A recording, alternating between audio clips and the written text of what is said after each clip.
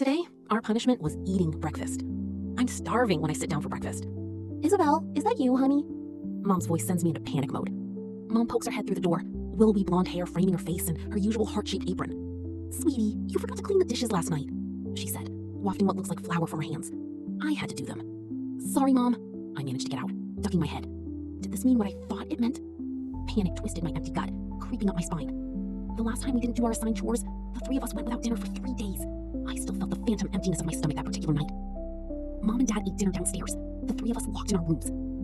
For 3 nights straight, I ended up watching videos of food, my mouth watering, choking on my own drool. The smell from downstairs had almost driven me mad. I cried myself to sleep, starving, my stomach and mind hollow.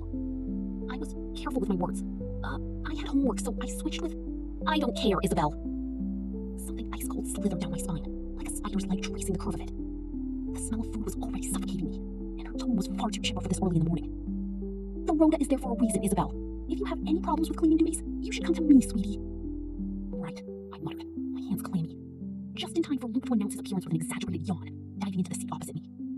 He smells of BO, and his attempt to hide it with my raspberry-scented shampoo. I could already sense his dwindling excitement. Ever since we were little kids, we'd had a sort of connection. When Mom and Dad started starving us, it only strengthened. I keep my head down, silently motioning for Luke to copy. "We're so sorry, Mom." I expect silence. But this morning, my brother is even more annoying. As usual, Lucas St. Clair fails to read the room. "Wait, what are we sorry for?" Luke asked loudly. Instead of responding, I kicked him under the table. Hard. "Ow!" Luke hisses, kicking me back. He leaned over the table, scowling. "What was that for, gremlin?" I kicked him again, and that seemed to shut him up. He recoiled in his seat, as if those 3 days of not eating had come back to haunt him. Luke never talked about it, but I knew he was deeply affected. He was the optimistic one, the sibling who smiled instead of crying. But after 3 full days of starving, he'd almost become a puppet of himself. He still smiled, still laughed, still pretended he was okay. But every so often, I'd catch him staring into oblivion, eyes glistening, fists clenched, like he was going to finally shatter apart.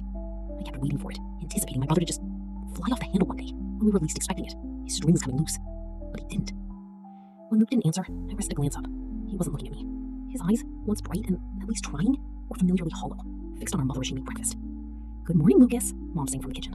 "Did you sleep well?" Luke didn't respond for a moment, his lip curling. "Yeah," he said, fashioning a smile. Luke shot me a look, and I copied. Mom liked it when we smiled our best smiles. "Yeah, I had a great sleep, Mom." "Morning!" Ula, our sister, dragged herself to the table, greeting us with a sleepy smile. Ula's smile splintered when she noticed Luke's eyes. Our sister slowly took her seat, pushing blonde curls out of her eyes. "What did you two do?" she hissed, kicking Luke under the table. He winced, but uncharacteristically didn't kick back. "Luke didn't do the dishes," I grumbled. Her eyes widened. "What?" "It wasn't my fault," Luke shot back. "I was out with Dad." He glared at me. "It was Gremlin's turn. She's the one who didn't do them." I kneed him again, hard enough to draw a groan. "We made a pact, asshole. If I cleaned your room, you promised to do the dishes." He sat back, arms folded. "And?" "Breakfast is ready!" Mom's voice shattered the silence between us. She swept in carrying bowls of cereal and plates stacked with pancakes, fruit, pastries, and glasses of orange juice. The smell slammed into me, sour and rotting, clawing its way up my nose. Wrong. Across from me, Luke was sickly pale, his eyes fixed on his plate as Mom piled it high with crepes. She beamed, filling my bowl, cereal spilling over the rim. I picked up my spoon, hands trembling. "Eat up!" Mom laughed, nudging Luke. He took a bite, his eyes squeezed shut, and gagged into his hand. Lula shoveled cereal into her mouth, smiling too brightly. "It's great, Mom," she squeaked. "Thanks." I stared down at my endless bowl of Choco Pops. "What about you, Mom?" Mom drifted to the fridge and opened it, pulling out her breakfast. A woman's severed head, entrails spilling across the plate. The stench seeped into my nose. My mouth watered, a growl rumbling under my tongue. Luke flinched, his head snapped up, fangs appearing in a grimace, eyes flashing. The woman was his kill from last night.